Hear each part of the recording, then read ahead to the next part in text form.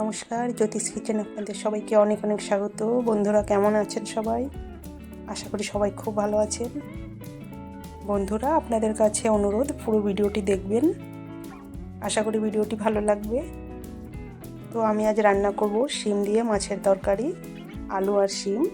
তো আমি শিমগুলো ভালো করে ধুয়ে নিলাম, ধুয়ে এবার কেটে নিচ্ছি।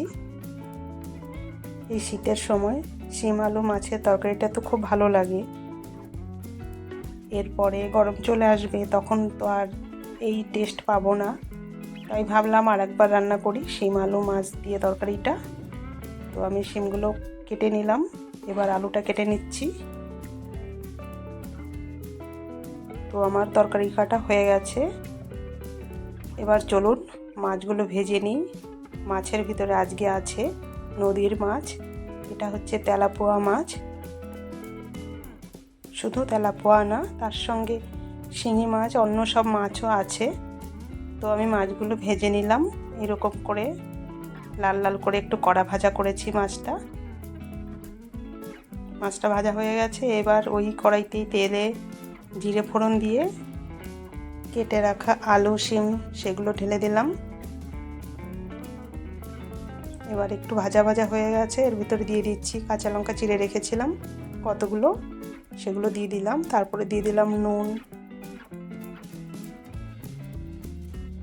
এবার দিয়ে দিচ্ছি হলুদের গুঁড়ো, তারপরে দিচ্ছি ধনে গুঁড়ো, জিরে গুঁড়ো। সব মশলাটা দেওয়া হয়ে গেছে। এবার একটু বেশ খানিকক্ষণ কষিয়ে তারপরে দিয়ে দেবো জল। এটা তো আমাদের বাঙালিদের রান্না, রেগুলার করা হয় সেই রান্নাটা, খুবই সহজ রান্না, কিন্তু খেতে তো ভালোই লাগে, দারুণ লাগে। তো রোজকার রান্না এসব।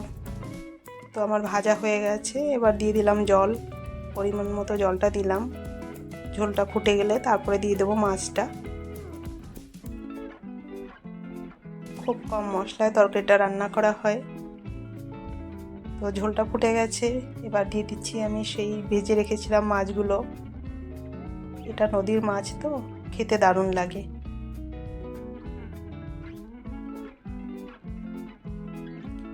এক এক করে সব মাছগুলোই দিয়ে দিলাম।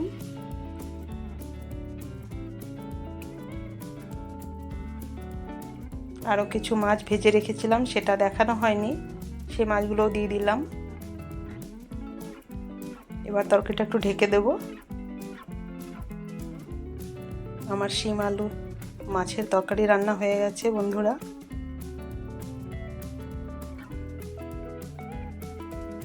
পুরো ভালো করে শিমটা ভালো সিদ্ধ হয়ে গেছে, এই দেখুন। তো তরকারি আমার হয়ে গেছে, আর বেশিক্ষণ জাল করব না, এবার বন্ধ করে দেব। ভিডিওটি কেমন লাগলো? ভালো লাগলে লাইক করবেন। সবাই খুব ভালো থাকবেন, সুস্থ থাকবেন। আর এই রকম মাছ দিয়ে শিম আলুর তরকারি রান্না করে খেয়ে দেখুন, ভালো লাগবে। সম্পূর্ণ ভিডিওটি দেখার জন্য অনেক অনেক ধন্যবাদ। সবাই খুব ভালো থাকবেন, সুস্থ থাকবেন। ভিডিওটি ভালো লাগলে লাইক করবেন। ধন্যবাদ।